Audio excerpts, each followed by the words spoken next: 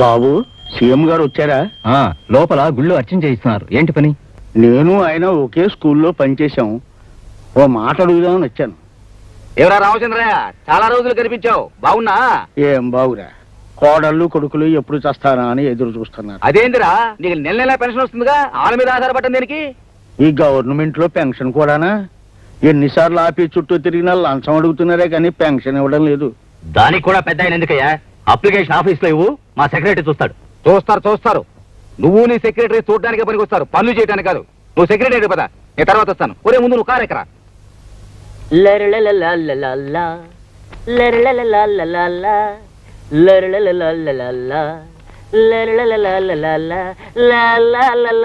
నమస్కారం బాబు, నేను రామచంద్రయ్యని. అవునయ్యా, ముళ్ళపూడి రామచంద్రయ్యవి. పెన్షన్ కోసం వచ్చావు. నీ ఫైలు పైనుంచి రావాలి అని ఎన్నిసార్లు చెప్పాలయ్యా? అయినా ఎప్పుడు పెన్షన్ నీ గొడవ నీదే గాని టేబుల్ మీద 100 పెట్టావా? ఒక ఆఫీని తెచ్చిచ్చావా అని. అతనికి వచ్చేదే 300, అందులో నీకు 100 మందు ఇస్తే ఇంకా అతనికి ఏం మిగులుతుంది బాబు? నువ్వెవడవయ్యా? నన్ను సీఎం అంటారులే. సీఎం అంట, సీఎం పెద్ద చీఫ్ మినిస్టర్ లో పోజు. సీఎం గారు క్షమించండి sir, good morning sir.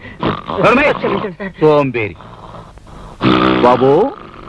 ఉజ్జి, office time అయిపోయింది, కాస్త నిద్రలేస్తా. లే. నమస్కారం సార్. రత్నం బాబు సార్, వాడు కాఫీకి వెళ్ళాడు సార్. పిఠాపురం పెద్దిరెడ్డి. వాడు ఇప్పుడు బాత్రూమ్కి చెప్పుతో కొడతా. ఆఫీసులో ఉంది ఇద్దరు, అటెండెన్స్ అంతా వచ్చినట్టు రాస్తారా? ఇంకోసారి ఇలా జరిగిందంటే తోలు తీసేస్తా. Good morning sir. నువ్వా సార్? స్టూడెంట్ రౌడీగా ఉన్న నువ్వు పోలీస్ ఆఫీసర్ అయ్యావంటే గొప్ప విషయమే. గుడ్. చిన్నప్పుడు బళ్ళులాగా ఇంకా అందరితో ముండిగా కొట్లాడుతుండవా లేదా మానేసినావా? దారిలో సీఎం కనబడితే జీపులో ఎక్కించుకుని వెళ్ళవనా? ప్రోటోకాల్ అబ్జర్వ్ చేయగల సార్. ఆయన మీకు సీఎం కావచ్చు, కానీ నాకు మా మాస్టర్. ఆ చనువుతోనే నా జీప్లో ఎక్కించుకున్నాను, కానీ ఒక సీఎంగా మాత్రం కాదు. ఏమైనా సరే నీ ప్రవర్తన నాకే నచ్చడం లేదు. ఎవరి సపోర్టు లేకుండా ఎగిరిపడే నువ్వు ఇప్పుడు సీఎం అండ చూసుకుని రెచ్చిపోదాం అనుకుంటున్నావా? నాయకులు వస్తారు పోతారు, కానీ మన డిపార్ట్మెంట్ మాత్రం శాశ్వతమైంది. లా అండ్ ఆర్డర్ మన ప్రాణం, దేశభక్తి మన ఊపిరి. అంతేకాని అధికారానికి బానిసలై వాళ్ళ చుట్టూ కుక్కలా తిరగడం నేను భరించలేను. నాకు చాలా బాధగా ఉంది. మీరు బాధపడిపోవడానికి నేను చేసిన నేరం ఏమిటో నాకు అర్థం కావట్లేదు సార్. మాటలు అనవసరం.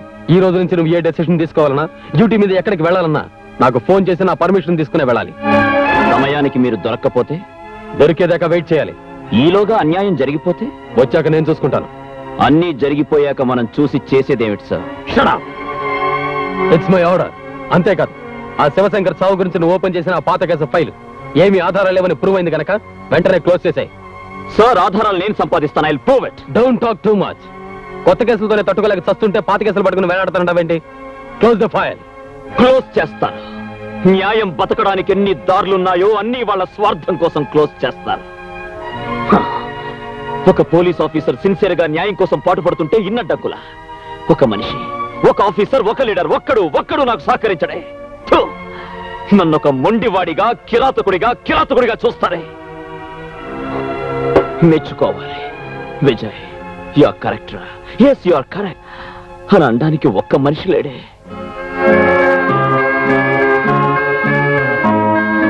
కావాలి, అలాంటి మనిషి కావాలి. నాలోని నీతి, నిజాయితీ, న్యాయం, ధర్మం పంచుకునేందుకు స్నేహం చేసే మనిషి కావాలి. yes I want నాకు కావాలి.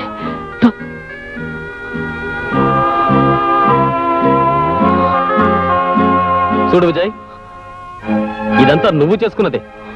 అంటే నీ దురుస్తనంతో ఎవరు ఏమిటో ఎలాంటి మనుషులో తెలుసుకునే లౌకికం లేని మొండివాడివయ్యా. అయితే దాని ఆధారంగా తీసుకుని వాళ్ళు నీ చుట్టూ అడ్డుగోడలు కడుతున్నారు. ఊరికే బయటపడిపోకుండా నువ్వు వాళ్ళ లౌక్యం ఎందుకు ఉండకూడదు? నేను మీలా ఆత్మీయత, అనురాగాల మధ్య పుట్టిన మనిషిని కాను లౌకికం నేర్చుకోవడానికి. తల్లి జోలపాటతో ఉయ్యాల ఊగి జాబిల్లితో ఆడుకున్న అల్లారు ముద్దు బిడ్డను కాను మనుషుల్ని అర్థం చేసుకోవడానికి. తల్లి చేతి గోరు ముద్దలు తిని తండ్రి చేతి వేలు పట్టుకుని అడుగులు వేసి పెరిగింది కాదు నా భవిష్యత్తు. కనుక ఇలా మొండివాడిగా తయారయ్యాను.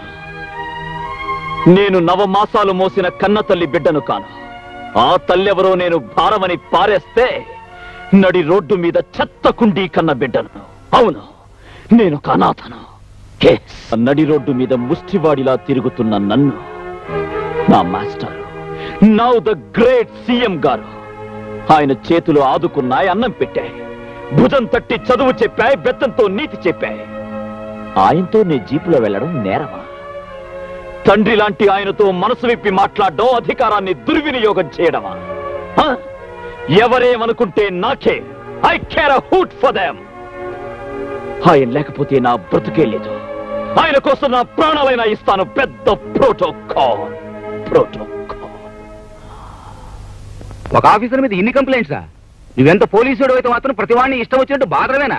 అది కాదు సార్, మాస్టర్ బెత్తం దెబ్బ పడితే గానీ పిల్లలకి పాఠం రాదు. అలాగే లాఠీ దెబ్బ పడితే గానీ లా అండ్ ఆర్డర్ మా కంట్రోల్లో ఉండదు. మీరు అలా చూస్తూ ఉండండి సార్.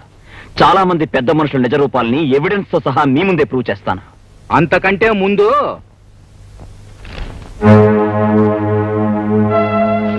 నీ గురించి, నీ ఇంట్లో ఉన్న పిల్లని గురించి పేపర్లో ఎంత అసభ్యంగా రాశారో చూసినావా? అసలు నాకు తెలియగలుగుతాను, ఎక్కడో గూడెంలో ఉండాల్సిన పిల్ల ఇంట్లో ఉండాల్సిన అవసరం ఎందుకు వచ్చిందని. తప్పదు సార్.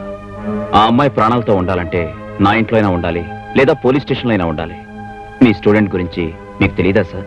నేను నిన్ను గాని అమ్మాయిని గాని తప్పు పట్టడంలే, కానీ లోకం ఒకటి ఉంది, దాని నోట్లో ఒకటి రామాయణమే రంక్ అయిపోయింది. నువ్వు బాధ్యత గల పోలీస్ ఆఫీసర్వి. ఇలా ప్రజల్లో ప్రధానికి చులకనైపోతే నీ మాటకు విలువే ఉంటుంది? పరీక్షలైన ప్రశ్నలకు జవాబులు తెలుసుకుని ప్రయోజనంలే. ఈ మాట నేను సీఎం గా, నువ్వు ఒక పోలీస్ ఆఫీసర్ గా చెప్పడంలే, ఒక మాస్టర్ గా నా స్టూడెంట్ కి చెప్తున్నాను, ఆలోచించు. మరి ఈ ఇన్స్పెక్టర్ దీన్ని తీసుకొచ్చి సంసారపేటలో పెట్టాడేంటి? ఏముంది, తేరగా వచ్చింది, ఒక నెల వాడుకోవచ్చుగా. అవునులే, వాడు మాత్రం తక్కువ వాడేంటి, పొగరబోతాడు. ఇదిగో, మన మగవాళ్ళు వచ్చాక నిలదీసి అడుగుదాం. దాని ఇంటికి వచ్చేవాళ్ళు ఆ తలుపు కొట్టబోయి మన ఇంటి తలుపు కొడతారు.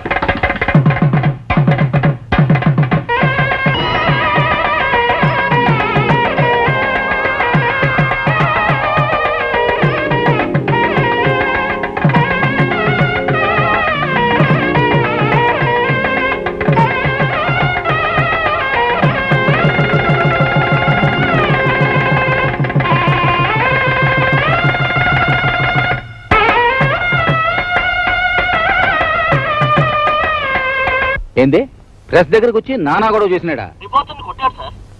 సర్లే, వాడి సంగతి నేను కనుక్కుంటా. మాస్టర్,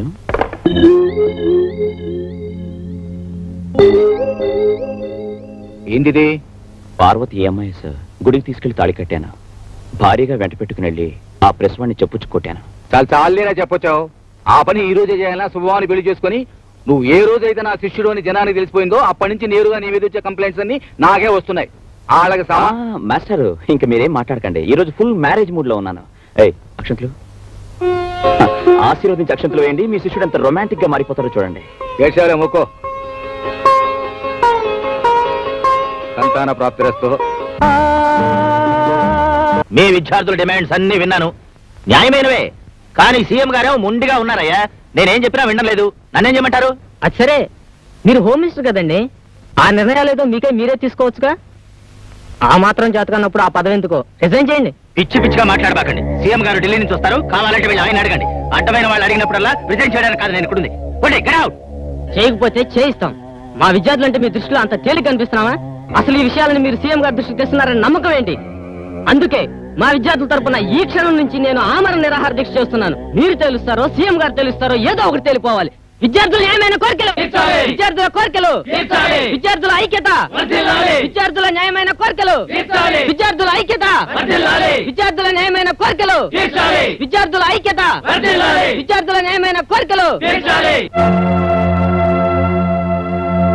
పాయే ఆ కుర్రోళ్ళు కూడా నీ ఇంటికెళ్ళి బీగి పాయే.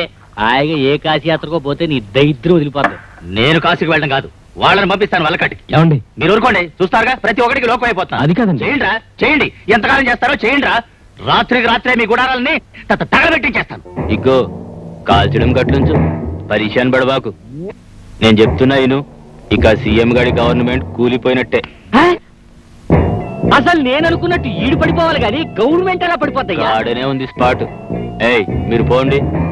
దానికి నేను ప్లాన్ చేసిన గానీ మీ గవర్నమెంట్ వస్తే నాకు 10 పంచాయతీలు 5 జిల్లా పరిషత్తులు ఇస్తారా? ఓ అన్నో, మా తమ్ముడికి ఎమ్మెల్యే సీటు కూడా 4 మంత్రులను కూడా ఇస్తాను. అసలు నువ్వు ఏరుకున్నాక మిగిలినయే ఈడికిస్తాను. మీరు పొండయ్యా పిచ్చా. అసలు ఆడుగాదు సీఎం, నేను, నువ్వే ఓము. అసలు ఏం చెప్పు. ముందు సమ్మె స్టార్ట్ గాని చెబుతా. అలాగా. అవును విజయ్, వాళ్ళ మాటలు బట్టి చూస్తుంటే వాళ్ళంతా కలిసి సీఎం గారి మీద ఏదో గూడు పుఠాండి చేస్తున్నట్టు నాకు అనుమానంగా ఉంది. చూడు విశ్వనాథ్, వాళ్ళ సర్కిల్స్ ని యాక్టివిటీస్ ని నువ్వు అబ్జర్వ్ చేస్తూ ఉండు. నువ్వు ఒక జర్నలిస్ట్ కాబట్టి అవకాశం ఎక్కువ ఉంటుంది. వాళ్ళ ప్లాన్స్ ఏమిటో తెలుసుకుని నాకు చెప్పావంటే ఆ రాస్కల్స్ ని ఏరి పారేస్తాను. తప్పకుండా, నేను ఆ పని మీదే ఉన్నాను. ఈ రోజు రాత్రి వాళ్ళంతా హోమ్ మినిస్టర్ ఇంట్లో మీట్ అవుతున్నట్టు నాకు ఇన్ఫర్మేషన్ వచ్చింది.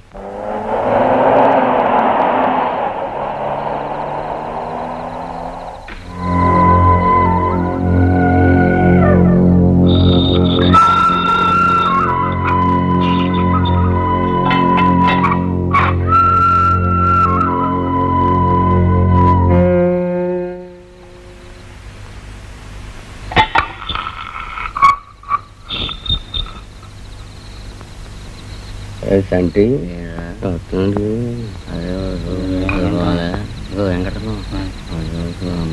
ఆ నేల కంట చూస్తాడు కదా.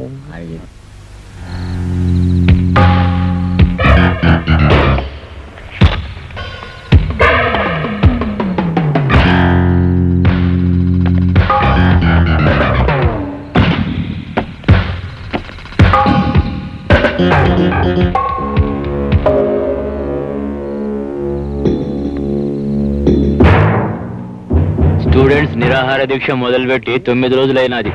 సీఎం గారు ఎల్లుండి వస్తాడు. తప్పకుండా వాళ్ళకి నచ్చజెప్పి నిరాహార దీక్ష మాన్పిస్తాడు. అతని చేత్తో బత్తాయి రసం దాగిపిస్తారు. అది సీఎం మనిషి చేత తెప్పిస్తారు. గాడ మనిషి మన ప్లాన్ ప్రకారం విషయం కల్పించడం మా తమ్ముడు సంటిగడి పని. అది తాగి స్టూడెంట్స్ సస్తురు. అది సీఎం ఏర్పాటని ఆ మనిషి చేత చెప్పిస్తాం. గవర్నమెంట్ కుప్ప కూలిపోద్ది. సీఎం సెంట్రల్ జైలు పోతాడు. ఇదంతా నేను ఏర్పాటు చేస్తా. కానీ సీఎం వచ్చినప్పటి నుంచి ప్రతి మూమెంటు హోమ్ మినిస్టర్ గారు మీరే చెప్పాలా.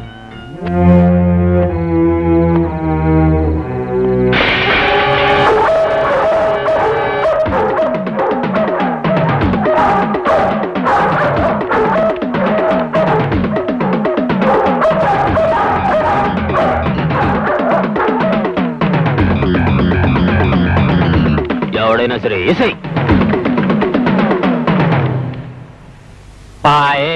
ఈ ప్లాన్ కూడా పాయే. స్పాట్లో ఉన్నట్టు మాట్లాడబాక. వెళ్ళు.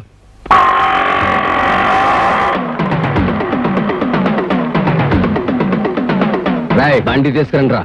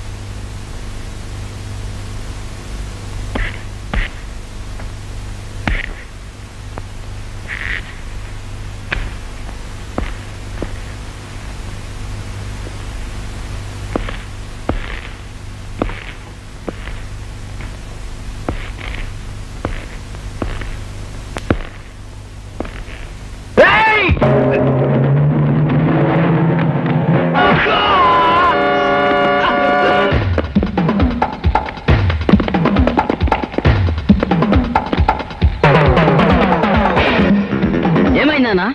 నాకేం కాలా నేసేంట్రా.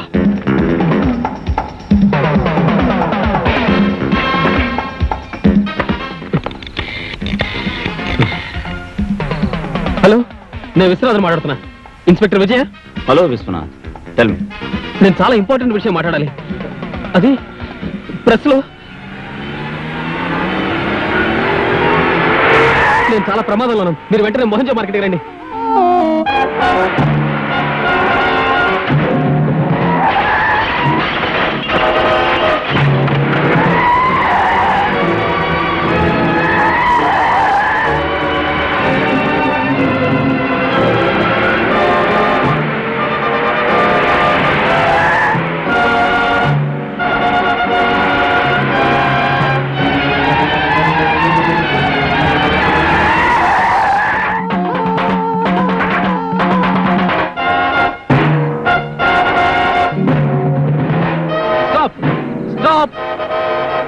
సార్ ప్లీజ్ ఆపండి, కారు ఆపండి ప్లీజ్ ప్లీజ్.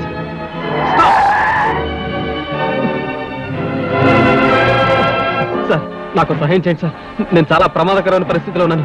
కొంచెం కొంచెం కొంచెం పోలీస్ స్టేషన్ దగ్గర లిఫ్ట్ ఇవ్వండి sir. Sir please sir, please sir, please. అట్రండి.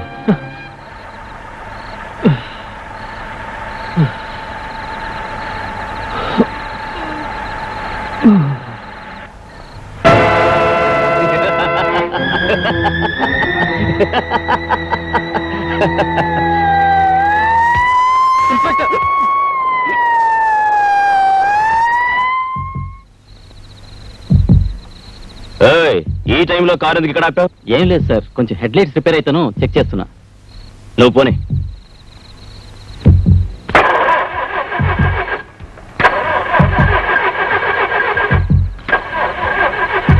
ఏమైందయ్యా? బండి స్టార్ట్ అవట్లేదు సార్. ట్రై చేయి. స్టార్ట్ అవ్వట్లేదా? అవట్లేదు సార్.